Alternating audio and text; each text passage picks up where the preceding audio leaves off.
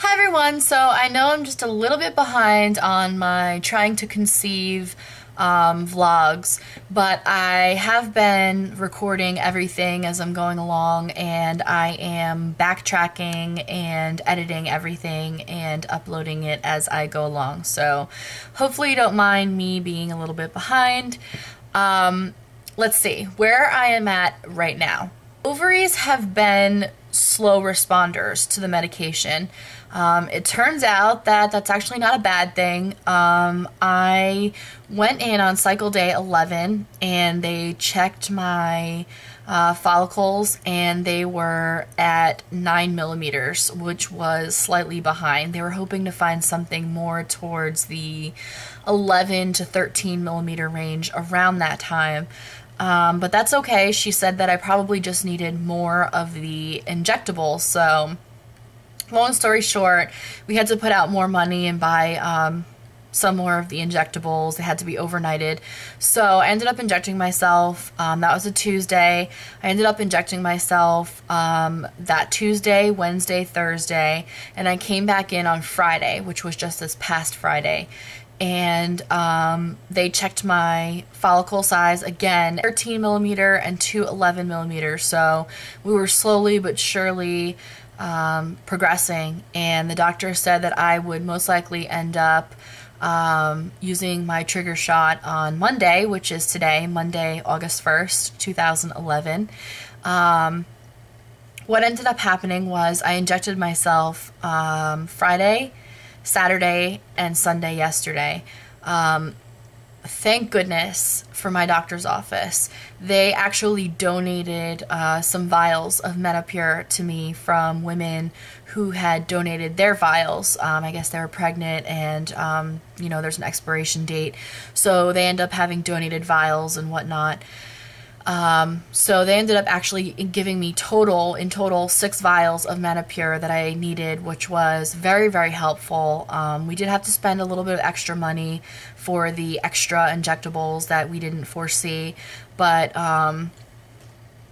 they did give us 6 vials, which when you add it up is over $400 worth of medication. So that was really, really helpful for us. Yesterday I was not feeling well at all. In fact, this weekend I really wasn't feeling too great.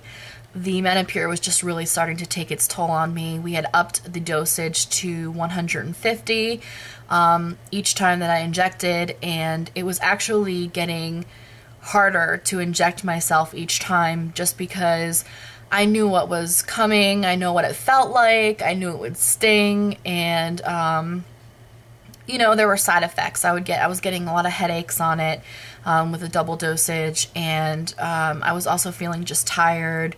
I felt very, very bloated. I still do feel very bloated. And I don't like that feeling. You know, you just kind of feel like heavy and bloated, like in your ovary area.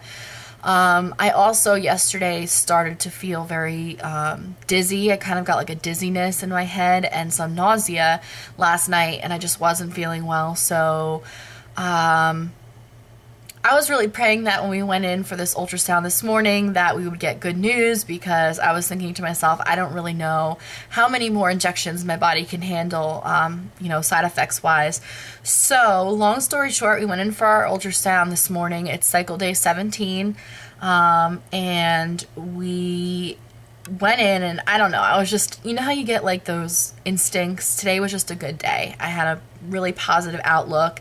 Everything seemed like it was going to go our way, but of course there's always that voice in the back of your head that's saying, you know, you're gonna have to inject more, you know, all those negative voices. So we went in, and the first thing she did was take a look at my lining. She said that my lining looked great. It was nice and lush and built up. So that is really good news, because I want to make sure that my lining is good for implantation if we get a fertilized egg. And here's the kicker. This is the big news. I had a big fat 22 millimeter follicle. I was so excited. Over to my right ovary and she says, oh yeah, that's a nice big fat one. So I was so excited, and then she measured it and she told me that it was a 22 millimeter. So I have a 22 millimeter on my right ovary. So fingers crossed that 22 millimeter turns into our baby. We are most likely going to be doing the Ovidrel trigger. I'm just waiting for the okay from the doctor. They keep drawing my blood work each time that I've gone there. So this was my 4th ultrasound, actually. It was only supposed to be about 2. And so it's been a lot of extra money, a lot of extra time. But I have a lot of faith, and I'm just trying to stay positive that this will be our cycle. It'll work first time. I am waiting for a call back from the doctor when she checks my estrogen. It's, you know, it's kind of like nerve-wracking because it's like, all right, this is the, you know, this is the exciting part. This is the part that, you know, determines the rest of the cycle and the 2-week wait. So it's really exciting. I will update as soon as I do my trigger shot if I have any side effects or symptoms.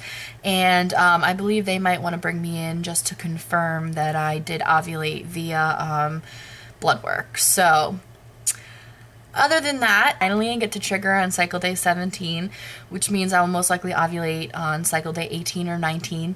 So it took us a little bit longer to get where we were going, but ended up being worth it because of the really great endometrial lining, which is perfect to implant a baby. So I am very excited. I am hopeful, positive, kind of been doing a little happy dance and wearing a big old smile on my face this morning since the appointment.